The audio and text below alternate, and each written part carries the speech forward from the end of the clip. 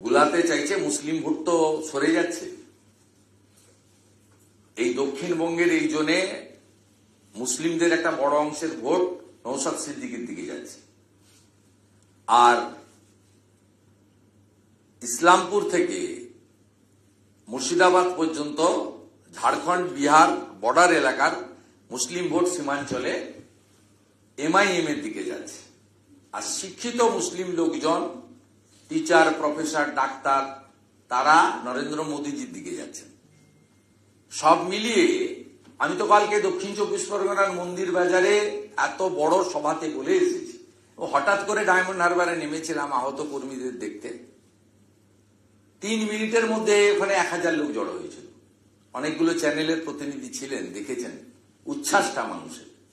তা দক্ষিণ চব্বিশ পরগনায় যদি ভয়মুক্ত পরিবেশে অবাধ নির্বাচন হয়, লড়াই বিজেপির সঙ্গে আইএসএফ এর হবে।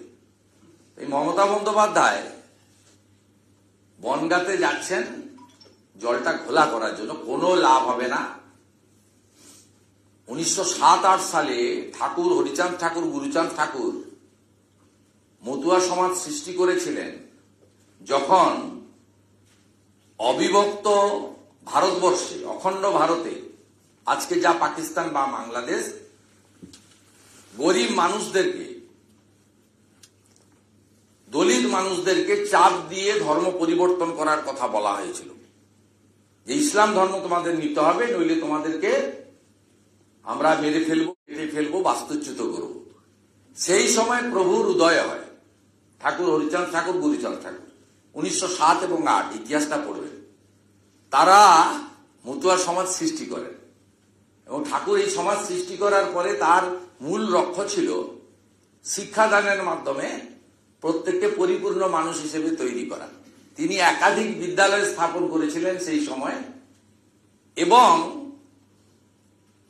1945 সাল থেকে পিআর ঠাকুরের নেতৃত্বে নাগরিকত্বের দাবি নিয়ে লড়াই শুরু হয় ভারতবর্ষে, এবং স্বাধীনতার পরে এই লড়াই আরো তীব্র হয়।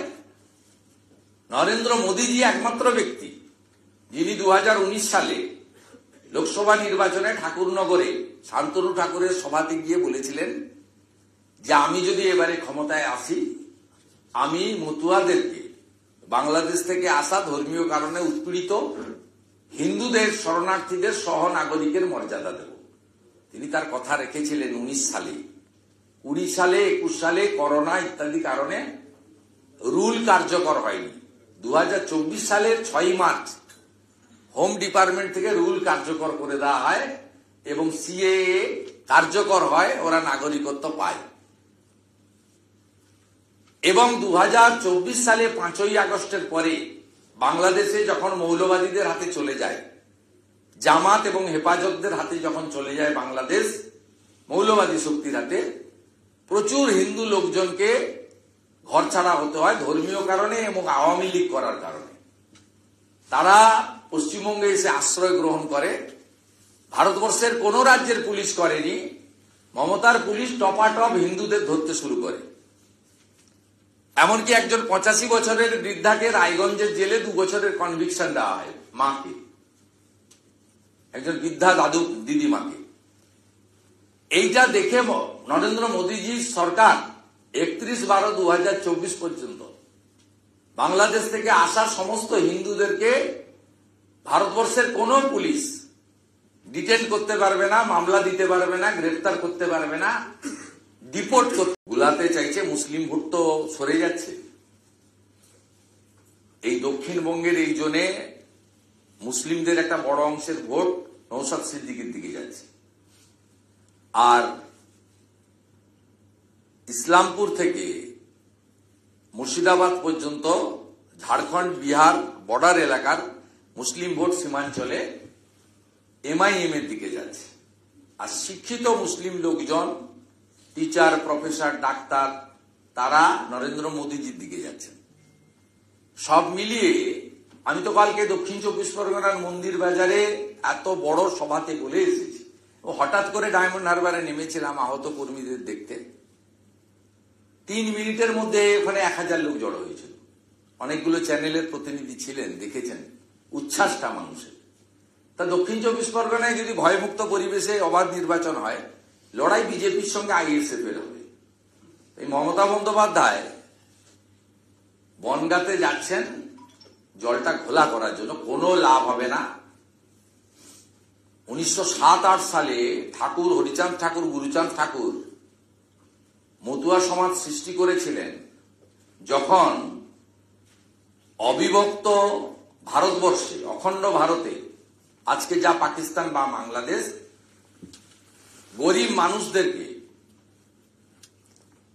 দলিত মানুষদেরকে চাপ দিয়ে ধর্ম পরিবর্তন করার কথা বলা হয়েছিল, যে ইসলাম ধর্ম তোমাদের নিতে হবে, নইলে তোমাদেরকে আমরা মেরে ফেলবো, কেটে ফেলবো, বাস্তুচ্যুত করব। সেই সময় প্রভুর উদয় হয়, ঠাকুর হরিচাঁদ ঠাকুর, গুরুচাঁদ ঠাকুর, 1907 এবং 8, ইতিহাসটা পড়বেন।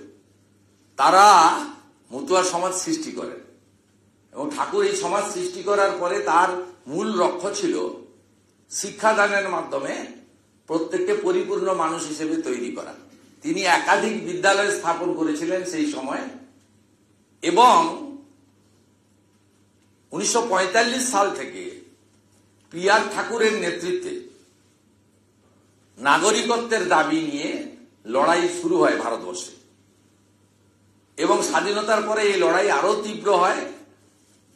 নরেন্দ্র মোদীজি একমাত্র ব্যক্তি যিনি 2019 সালে লোকসভা নির্বাচনে ঠাকুরনগরে শান্তনু ঠাকুরের সভাতে গিয়ে বলেছিলেন যে আমি যদি এবারে ক্ষমতায় আসি, আমি মতুয়াদেরকে, বাংলাদেশ থেকে আসা ধর্মীয় কারণে উৎপীড়িত হিন্দুদের, শরণার্থীদের সহ নাগরিকের মর্যাদা দেব।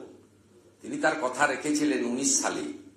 20 সালে, 21 সালে করোনা ইত্যাদি কারণে রুল কার্যকর হয়নি। 2024 সালের 6 মার্চ হোম ডিপার্টমেন্ট থেকে রুল কার্যকর করে দেওয়া হয় এবং সিএএ কার্যকর হয়, ওরা নাগরিকত্ব পায়। এবং 2024 সালে 5ই আগস্টের পরে বাংলাদেশে যখন মৌলবাদীদের হাতে চলে যায়, জামাত এবং হেফাজতদের হাতে যখন চলে যায় বাংলাদেশ, মৌলবাদী শক্তির হাতে, প্রচুর হিন্দু লোকজনকে ঘরছাড়া হতে হয় ধর্মীয় কারণে এবং আওয়ামী লীগ করার কারণে। তারা পশ্চিমবঙ্গে এসে আশ্রয় গ্রহণ করে। ভারতবর্ষের কোন রাজ্যের পুলিশ করেনি, মমতার পুলিশ টপাটপ হিন্দুদের ধরতে শুরু করে।